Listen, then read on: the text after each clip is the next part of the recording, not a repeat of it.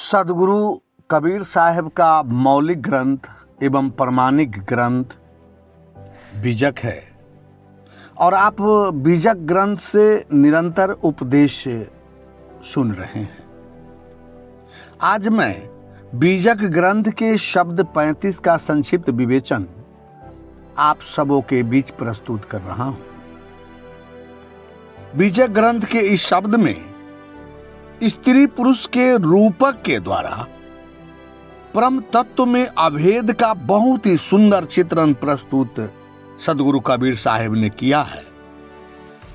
सदगुरु कबीर साहब उपदेश देते हुए कहते हैं कि हरि ही वह आत्म तत्व है जो हम सबों के घट में मौजूद हैं तथा उपासक उसकी प्राप्ति करने वाली पत्नी के समान।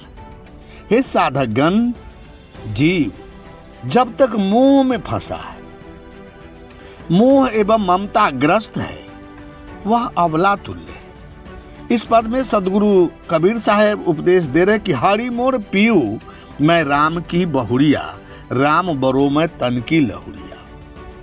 हरि मोर रहता मैं रतन पिउड़िया, हरि का नाम ले कतती बहुड़िया।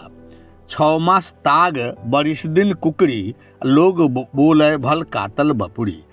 कहे कबीर सुत भल काता, चरखा नहीं ये मुक्ति के दाता। इस पद का भावार्थ पहले आप जानेंगे।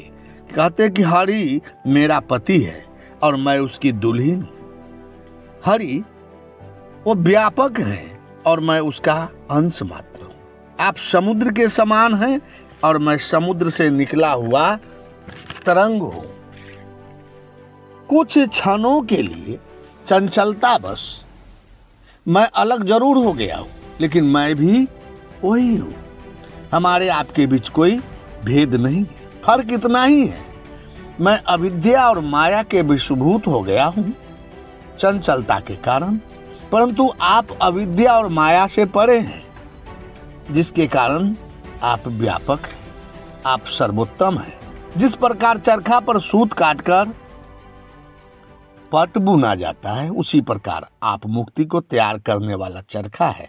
तो मैं भी रतन हूं। बहुड़िया रूपी भक्त आपका नाम लेकर सुमिरन करके मुक्ति का मार्ग तैयार करता है, अर्थात मुक्ति रूपी पट को बुनता है। जो साधक निरंतर 6 मास तक निष्ठा पूर्वक काम, क्रोध, लोभ, मोह, मद, मत्सर, ईर्षा, बैर, वैमनस्यता इत्यादि से विरक्तता करके आत्म तत्व राम का सुमिरन करते रहता है, साधना करते रहता है, उसका मन निज स्वरूप आत्मा में लय होना शुरू हो जाता है, स्थिर हो जाता है तथा 1 वर्ष के साधना के उपरांत समाधि लगने लगती है। जब मनुष्य की स्थिति सही दिशा की ओर जाती है, धीरे धीरे साधना रत होने से साधक विकारों से परे हो जाता है। सदगुरुदेव उपदेश देते हुए कहते कि 6 मास ताग बरिस दिन कुकड़ी, लोग बोले भल कातल बपुड़ी। परंतु इस शब्द को लेकर विद्वानों में काफी मतभेद है। बहुत से टीकाकारों का मानना है कि कबीर साहब माधुर्य भक्ति पथ के पथिक थे। कबीर साहब भी अपने आप को ईश्वर की बहुड़िया मानते थे।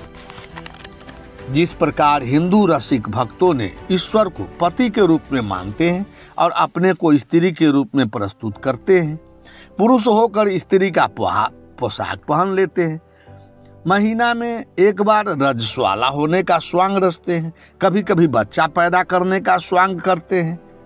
अगर आप साधकगण पूरे शब्द को ध्यान से पढ़ेंगे या सुनेंगे तो पाएंगे कि सदगुरुदेव रसिक भक्तों पर यह व्यंग किया है, रसिक भक्तों का मजाक उड़ाया है। हरि का नाम ले कतती बहुड़िया, बड़ा व्यंग है। फिर अंतिम पद में साफ साफ खंडन किया है। कहीं कबीर सुत भल गाता, चरखा न होए मुक्ति के दाता। ये रसिक भक्तों ने अपने आप को पत्नी तथा ईश्वर को पति मानकर नाम जप का सूत तो अच्छा कहता, परंतु यह ईश्वर भी चरखा मुक्ति का दाता नहीं है। इस शब्द का भावार्थ को अच्छी तरह जानने के लिए आपको निश्चित रूप से अगला पद सुनना चाहिए। तो आप अच्छी तरह समझ पाएंगे कि सद्गुरु वास्तव में इस पद इस शब्द से क्या उपदेश देना चाहते हैं, तो आप निश्चित रूप से अगले पद को सुनेंगे, शब्द 36 को सुनेंगे, इस पद का भावार्थ पता चल जाएगा। यहाँ सदगुरु कबीर साहब माधुर्य भक्ति का खंडन करते हैं। शाह बंदगी, शाह बंदगी, शाह बंदगी।